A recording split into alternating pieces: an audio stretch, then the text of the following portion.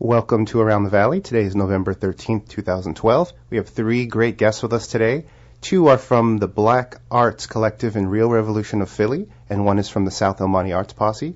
We have with us J.T. Roane, Huewayne Watson, a.k.a. Wizzy Mac, and Romeo Guzman. Welcome, guys. Thanks. Thank you. So the first thing I want to do, and I also want to welcome Lucia Flores. Almost forgot. How you been, Lucia? Pretty good so far. Okay, good. So the first thing I want to do is just talk in general about the South Monte Arts Posse, since we are in the San Gabriel Valley. For people who aren't familiar with that organization, how do you describe it?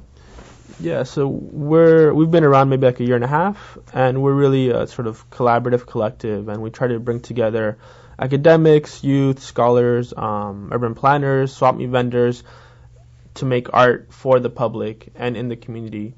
So one of the things that we're working on now is this project called Activate Vacant. And what we always try to do in all our projects is think through our relationship to space and how we utilize space. And one of the more striking things about all of these working class communities, whether they're Asian, Black, or Mexican, is the amount of property that's left abandoned or left fallow. And so what we wanted to do is think about how can we use that space that's currently just sitting there in a creative way. So we've invited a whole set of different people to participate. We had a photographer do a project over on Tyler on the bus stop, and we had a writer, Carmen Fragosa, do a sort of billboard / emotional holograph for the community. Out of plastic bags, she made a sign that said, "Ay corazón." Ay corazón is like, oh, sweetheart, but it has all these different connotations. It's almost as flexible as the word dude, right? Mm-hmm. So depending on the intonation, it can mean a whole lot of things.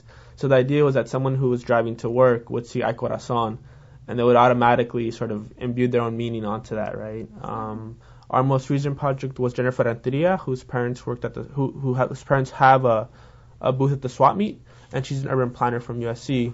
So she created this sort of rendering of a potential future for this vacant lot, which would be based on its natural history, right? So sort of throwing in a natural history into an urban environment. And now we're really excited because now we have our last project, which is going to be Where Are the Bodies? And for that, it's a project by the Philly-based Black Arts Collective.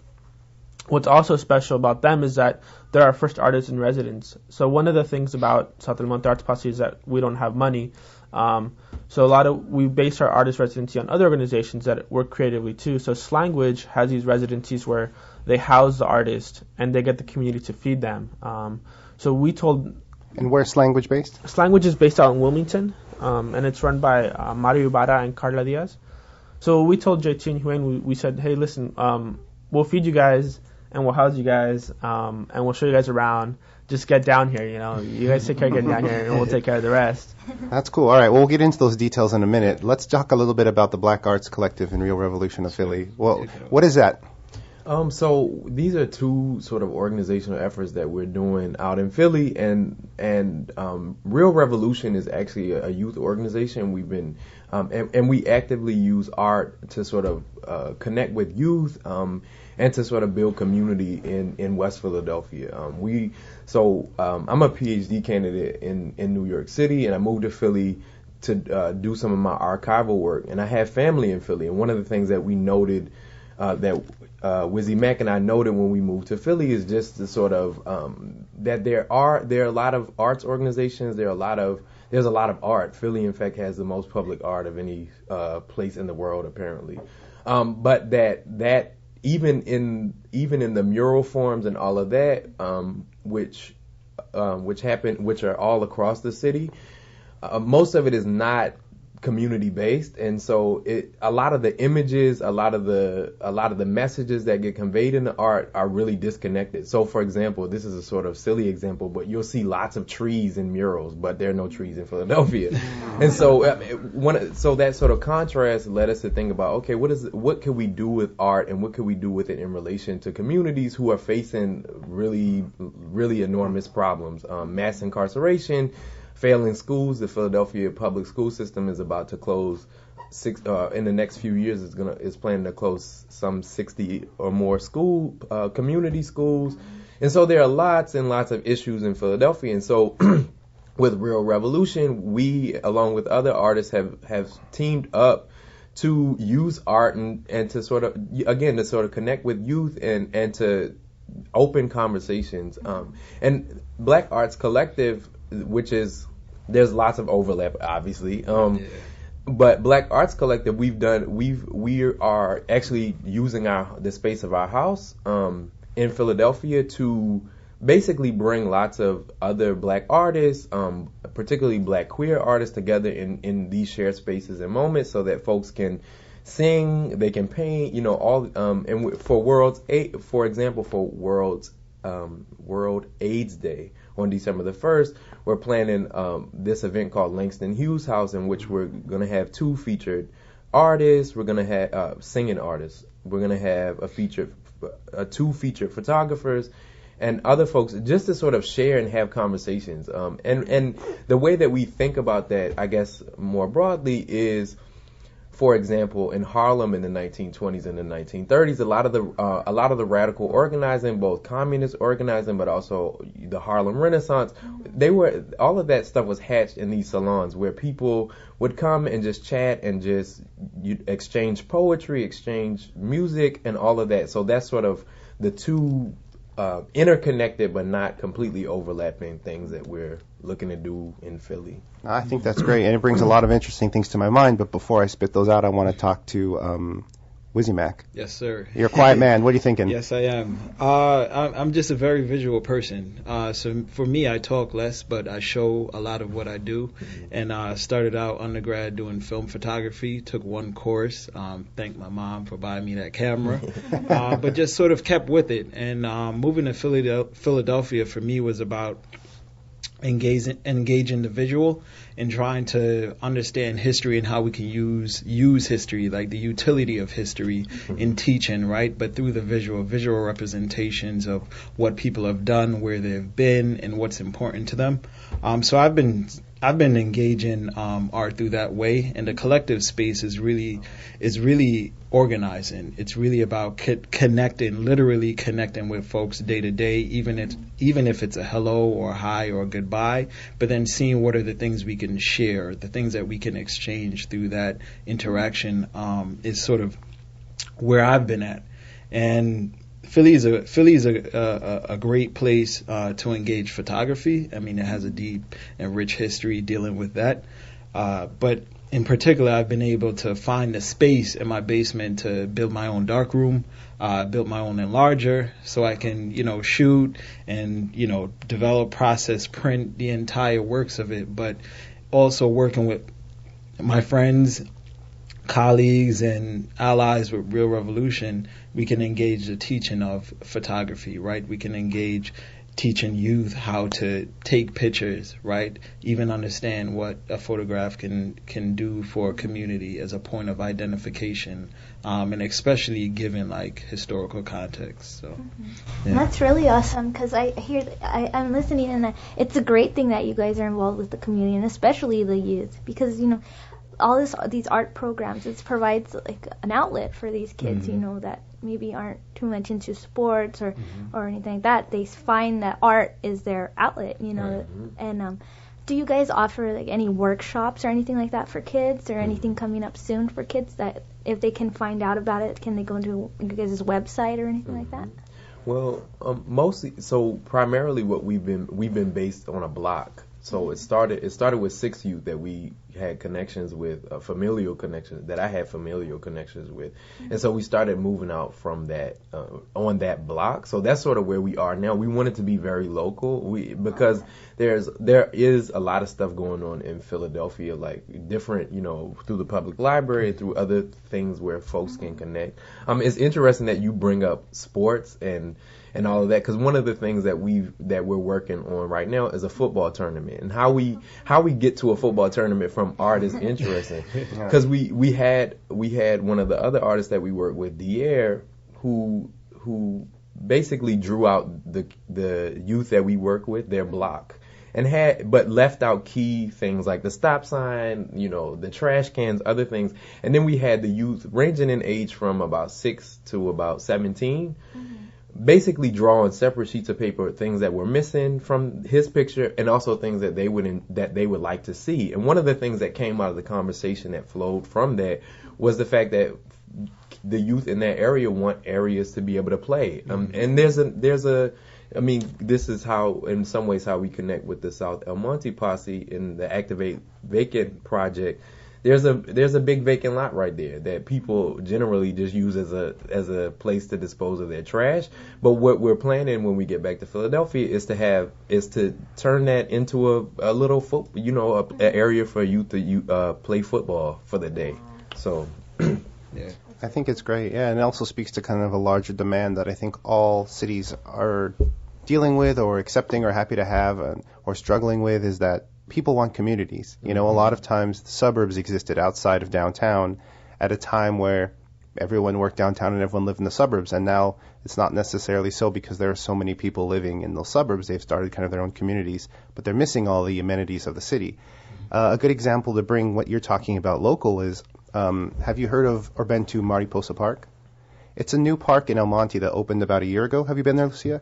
Oh, no, not yet, no. Okay, well, it's a kind of a great story because they did something similar where they talked to kids in the area and said, you know, what do you want here? And they ended up, I think, drawing or talking about butterflies, and so they made this park called Mariposa Park, which means butterfly in Spanish. And if you go to that park, you'll see they made these giant kind of playground equipment for the kids to play on, and there's a really beautiful story of kind of 3 or 4 local women working. I think their group was called Mujeres de la Tierra, Women of the Earth, and they worked for a long time with the cities and starting groups, and it was a struggle. And I think, unfortunately, one of the women passed away from cancer right before it opened. But she still knew it was going to open. But it's just amazing the kind of stuff that you have to go with when you want to do something so simple as no one's using this, right. Kids need it. Like let's somehow find a way, right? But that's a beautiful story, and I recommend checking out that park. It's pretty cool. Absolutely. So let's take a break, and we'll come back, and we'll talk more in detail about maybe what you guys have going on specifically here in the San Gabriel Valley, how people can get involved. But before we go, remind people how they can find you or to get involved with you guys. Well, for me, Wizzy Mac, you can check out my Tumblr. It's push to print, pushtopprint.tumblr.com, pushtoprint.tumblr.com. Cool. And you can check out all of my photography. The majority of it is film, but then I scan and sort of like make it digital for people to be able to see. And you can follow I do, because I do digital photography. A lot of what we're doing here is on there as well. But my Tumblr is a space for Black Rage at tumblr.com. So ASPACEFORBLACKRAGE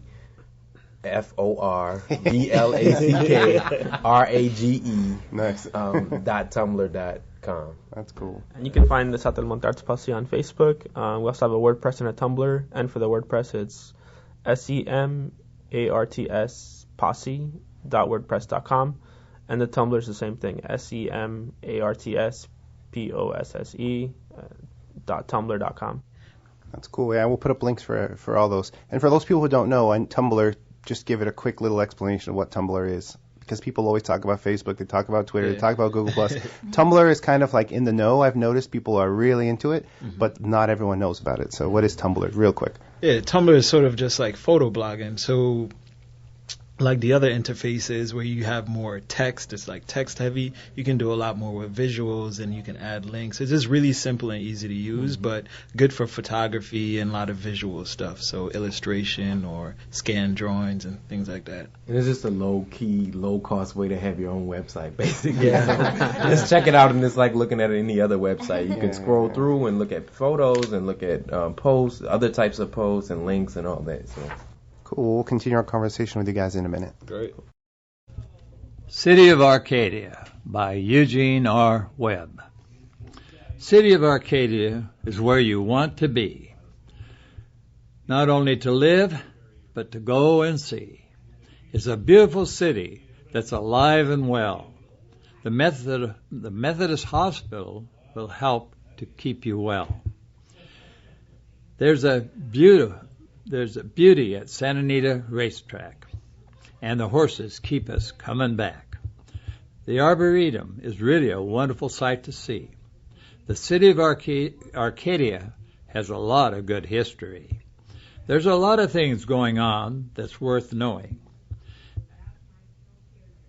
such as the great teams of lawn bowling. The Arboretum is really a wonderful... Oh, I've already said that. I'm sorry. No, it's okay. I don't think you did you? Yeah, I did. I'm way down here. I hit the book. Okay. There's a lot of things going on that's worth knowing, such as the great teams of lawn bowling. Then there's the terrific Arcadia Bridge Center that welcomes everyone regardless of gender. In Arcadia, there's a huge mall to go and shop, with benches all around should you want to drop. And there a food center with foods of all different kinds. Just being and seeing it will blow your mind. Arcadia is a wonderful city filled with love, and it's a people that it's always thinking of. It's also known as a city with a big heart, and the senior citizen service is a great big part. It's truly the city I have ever heard, with the peacock, where the peacocks can freely run around like no other bird. The females are dreary and dull looking as can be. The male peacocks are colorful and pretty to see. Just wanted to share one of the cities in San Gabriel Valley. Thank you. Welcome back to Around the Valley. I'm Lucia Flores along with Sean Tellis, and we are here interviewing JT Roane and Huewayne Watson, aka Wizzy Mac, from the Black Arts Collective and Rail Revolution of Philly. We also have Romeo Guzman from South El Monte Arts Posse. Hi guys, how are you doing? Hey. So I'm curious to hear, what do you guys think of the San Gabriel Valley? You're visiting from Philadelphia. I don't know if you grew up in Philadelphia or another location, but I'm assuming you have some kind of a perspective on different places. What do you think makes this area interesting? One of the first things that I note is the natural beauty of this place. You know, with the mountain vistas and we went to, I forget the name of the park that we went to yesterday, where where the two rivers meet. Bosque del Rio. Bosque del Rio, I think. I don't know. Yeah. Right across from the strawberry field. Okay. Yeah. So first the natural beauty, and then I guess also for me some of the resonance with other places that we've been. Despite the strikingly different natural features of this place, there are a lot of things in terms of, I guess, the sort of social geography that are similar.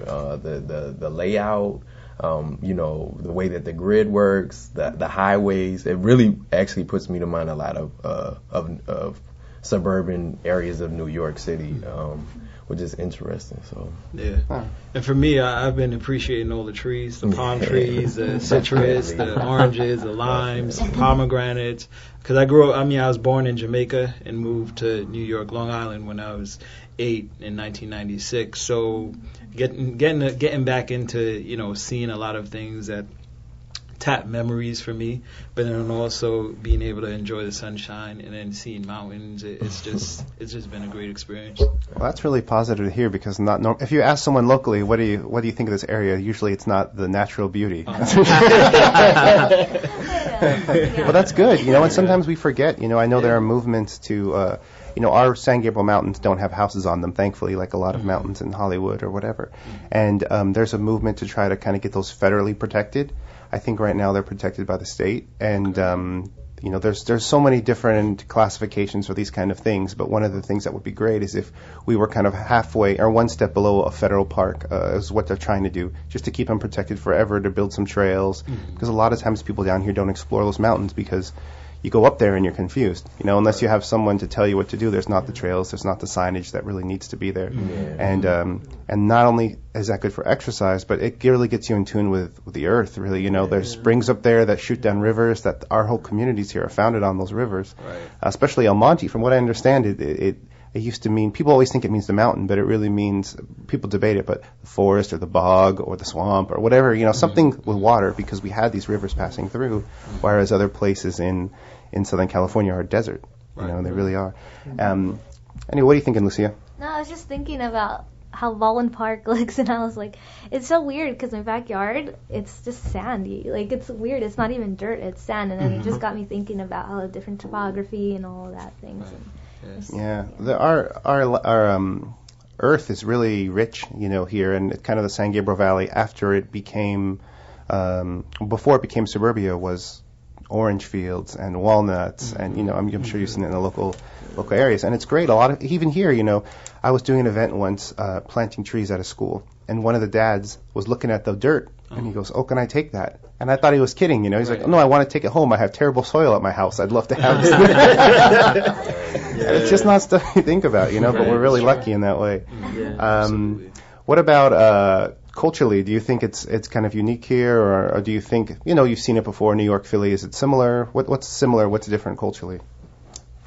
I'd say it's radically different. So where we are in Philly's about just demographically is a large population of black folks in Philadelphia, which there isn't here.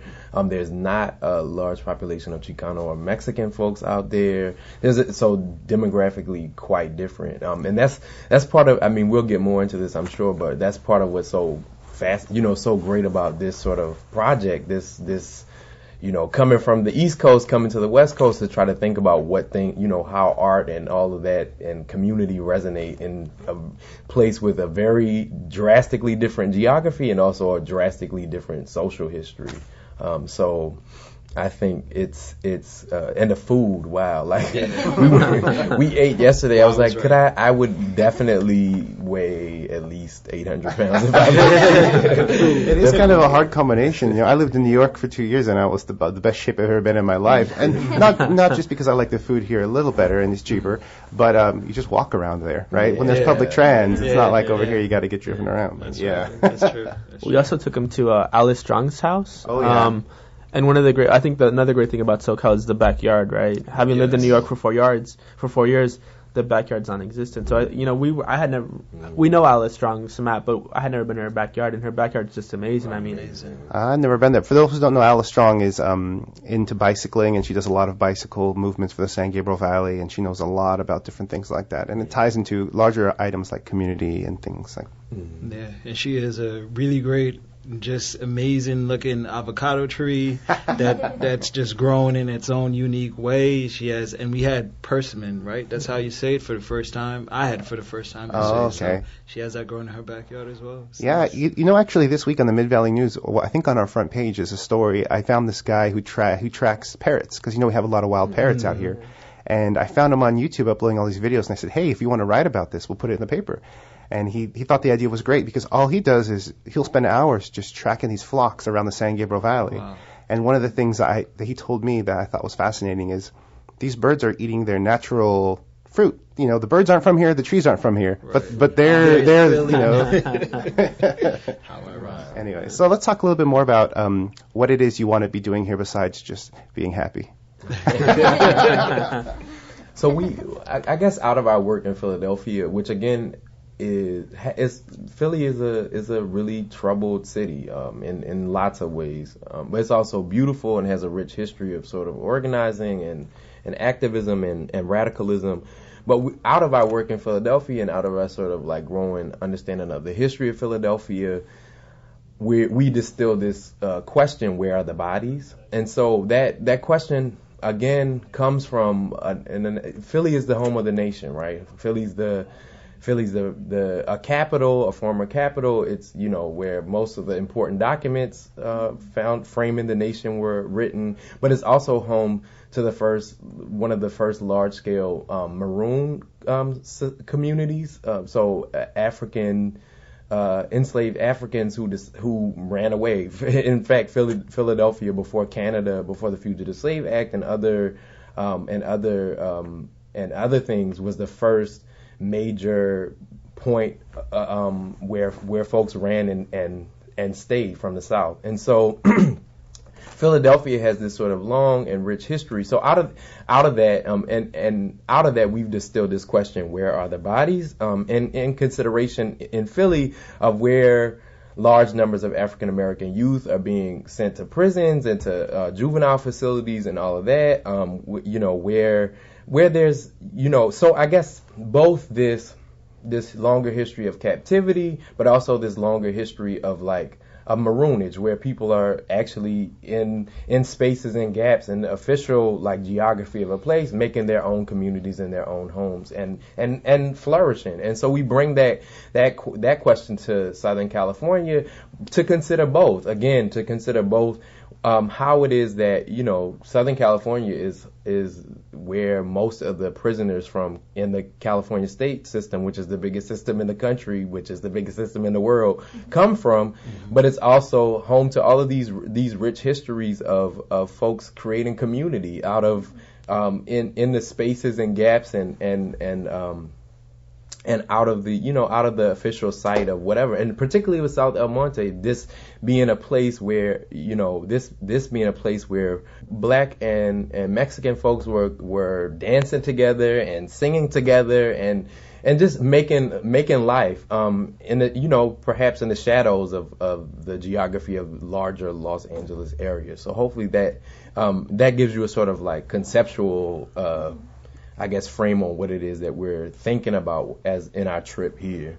I think that's good. Did you want to add anything? Yeah, so I think one of the things that we were trying to do is we're trying to bring people that aren't from here, that are from a drastically different sort of spatial arrangement, to sort of look at El Monte, right, and see what's similar and what's different. One of the things that automatically we think of the West Coast and East Coast as drastically different places, right? But one of the things that happens when we start really comparing and tracing out these sort of racial histories, right? Whether it's Japanese internment or whether it's Mexican enclaves in Hicks camps or other camps, or whether it's Joaquin Murrieta, sort of Harinao and the river, or whether it's the missions.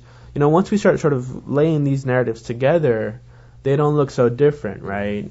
So one of the things that we're really interested in is what happens if we bring Black artists from Philly and have them foreground race in El Monte. What would that look like? Mm-hmm. So that's one of the things that we're trying to play with, right? What are the differences and similarities, and what can we learn from them? What can they teach us about El Monte that we don't know? And what can they learn themselves from Philly by coming to El Monte? And I think that's sort of the main goal of the residency, is for both of us to learn more about our respective communities.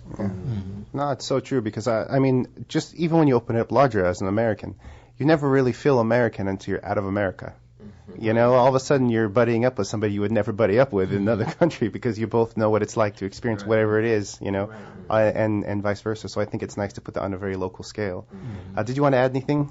I would say archive is, a really big and important part of it, because, this right here, what we're doing is a record, and the photography and the conversations and everything, they're records and documentation, but archive is also really important, because the politics of archives is that we need to fill in the silences and all of the absences, right? So the vacant lots, right, fill them in with things that mean something for the community and mean something to the people, also informs their own sort of like understanding of their histories and the history that they hope to sort of write about the collective space and the geography and whatever else. So archive is also a really big part of it.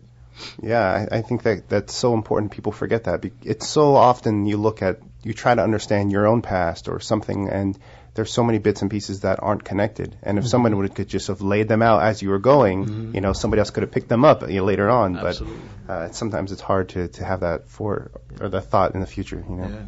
I think one of the other really interesting questions that you have to ask if you're in Philly, right, is what does the national narrative do to a place like Philly, right? It automatically sort of creates an artificial starting point, right? So if they're coming from Philly and they already have this sort of sense of, we're not going to follow the national narrative that begins in the founding of the Constitution, we're going to actually begin it before that, right? What does that do to El Monte when we're celebrating the centennial, right? In other words, what happens if we place El Monte history outside the U.S. nation state, even outside the Mexican nation state? Right. Then we have to think about all these overlapping histories of violence and displacement. And so I think these are the kind of questions that get prompted when we sort of have Yeah, I think you're right. And one of the things I always try to encourage people to think about is, the U.S. didn't start on the East Coast and kind of just move west. The U.S. developed everywhere. And if you want to think about it, because I'm from the West Coast, it developed on both coasts and then got connected by a train. And that's what I tell them, and it kind of makes them think about it a little differently. And just looking at my own family history, it's always fascinating because you think, oh, I'm from this place, and I want to understand what this place is. And once you do that, you open up all these countries, and you open up all these politics, and it just goes, and everything bleeds into everything, and you're never going to get these clear-cut cookie answers that go into a book. But like you said, just starting the conversation in the first place, and just picking two cities and saying, okay, looking at them and saying what's the similarities and what's the differences throughout time, I think is a very interesting place, especially in terms of America, an interesting way to think about it. Absolutely. Yeah. Well, let's take a break, and we'll come back and we'll talk a little bit more in depth about what you guys. Whatever you want to talk about, actually. I've been up to some interesting things in the San Gabriel Valley. I don't know what you've been up to recently, but we'll talk about that, and we'll talk about what we could do in the near future. Okay. Cool. Great. Hey, Dad. Yeah. You remember that ball game we went to a couple years ago? Sure. And how you didn't have enough cash for 2 hot dogs, so you walked with me on your shoulders until we found an ATM? And then when we got back to our seats, we never saw the hot dog guy again. Well, I don't remember all that. Yeah, that was an awesome game. You never know which moments will be the ones they'll remember forever, so take time to be a dad today. Learn more at 1-877-4DAD-411 or visit fatherhood.gov. Brought to you by the U.S. Department of Health and Human Services and the Ad Council. All right, welcome back to Around the Valley. This is our third part. It's November 13th, 2012. We have 3 guests with us. They're all great, interesting individuals. 2 are from the Black Arts Collective and the Real Revolution of Philly, and that's J.T. Roane and Wizzy Mac. We also have the South of Monte Arts Posse represented with Romeo Guzman. And let's talk about what is going on, guys. So we've had the artists here since Sunday. They're going to be here for another couple days. On Thursday, we're going to be at Pomona College, at the Pomona College Museum of Art, and they'll be talking more about the upcoming installation and their work in Philly from 4 to 5.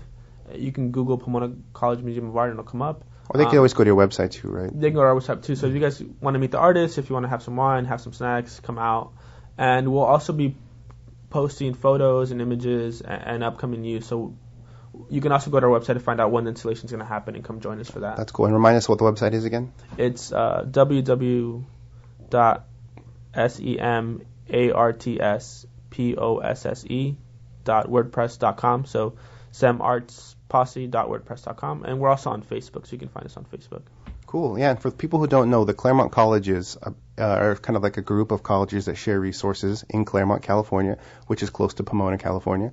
And Pomona College is one of them, one of the most prestigious universities in the United States. And for a long time, I think they were called the Stanford of the West, but maybe sometimes the Harvard of the West. Yeah, I think they call themselves that. Yeah. We don't know if anyone else calls them that, but they call themselves But it's an interesting place to check out, and Claremont is a really cool town. If you've never gone, it'd be worth it to do that. They also have an Orozco mural, so you could come hang out with us and then go check out the mural, which is sort of this like gem in the San Gabriel. Yeah, that's true. It's in the cafeteria, I think. And I think it was actually graffitied once at some point. Oh, wow. Yeah. And that's at the college, or? Yeah, it's actually in Pomona College. They have a number of dining halls there, but it's in one, I believe it's called Frary.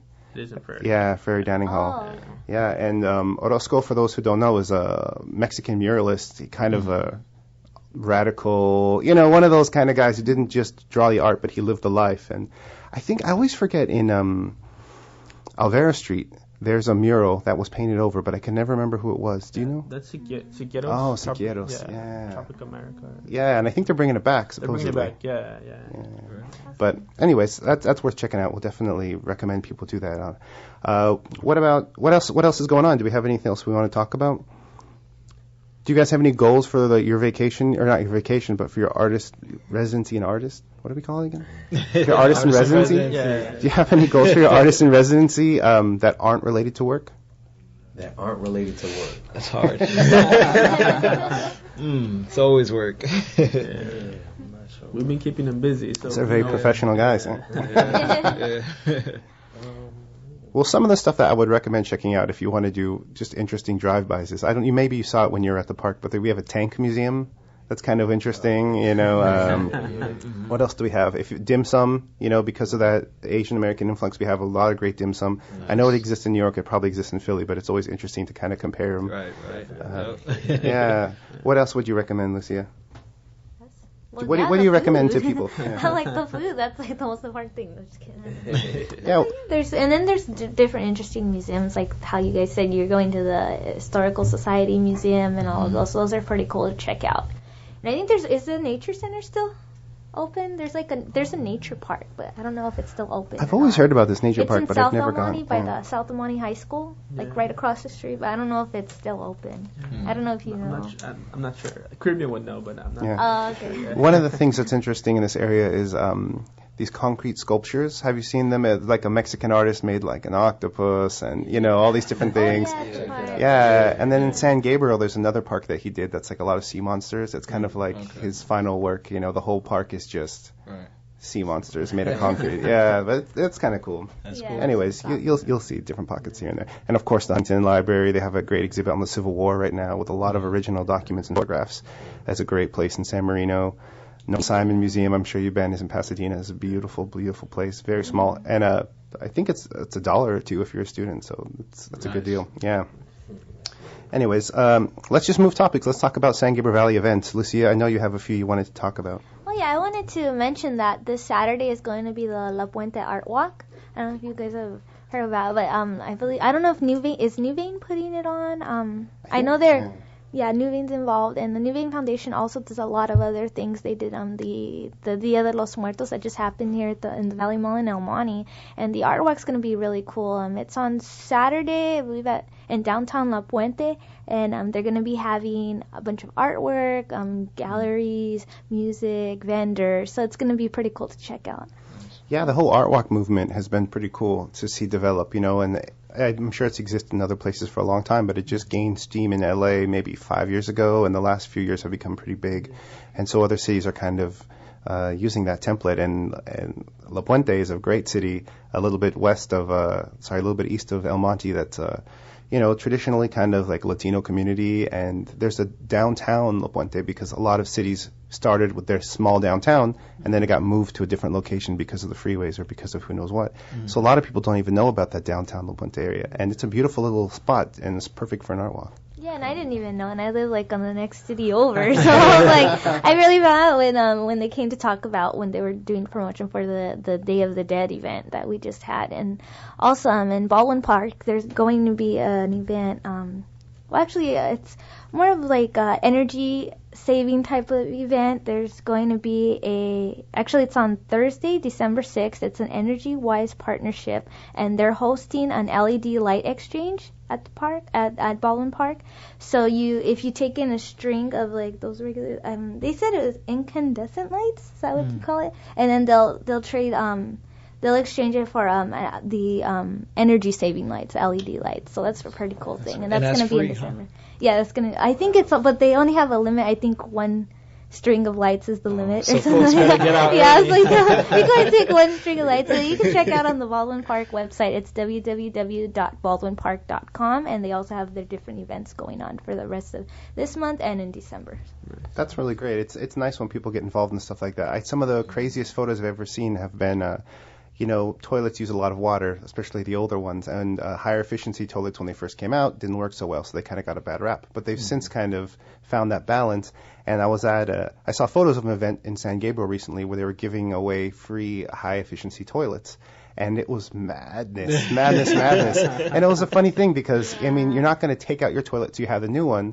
But if you get a new one, how do they know you have the old one? Right. So it was like this whole thing of like, okay, you have to show up, get your free toilet, and then you got to come back a month later and bring the old one. or they charge you, you know. Oh, wow. But it was popular, and it's a nice thing to do. Yeah, it's a very easy way to save water, you know, which is had a boss once that said blue is the new green, you know, because everybody's going green, and really water is going to be a huge issue in our lifetime out here. Agreed. Yeah. Anyways, well, I guess that's our show for today. It was really nice having you guys. You guys are, all three of you, which is very inspiring, intellectual. You're doing something. You know, you're not just talking about it, you're doing it. Yeah. And I just wanted to thank you for coming to share your time with us. Thank you. Thanks for having me. Thank you for the opportunity. Yeah, great. Lucia, did you want to close out? Okay, and can you guys just repeat again, like if anyone wants to check out your artwork or anything like that, can you repeat your websites or anything like that? Sure. For me, you can follow our entire trip along the West Coast and down to the Valley or whatever at spaceforblackrage.tumblr.com. And we're at semartsposse.wordpress.com, and we're also on Facebook. And we really want people to come out and collaborate and meet the artists and participate. So don't be shy. Email us or come find us where we're at. Yeah, and you can check out my work, Wizzy Mac, at pushtoprint.tumblr.com, PUSHTOPRINT. Cool. Yeah. All right, guys. We'll definitely be checking out your sites for sure, and we'll be following your journey and looking forward to seeing more from you guys. All right. Take care. Thanks. All right.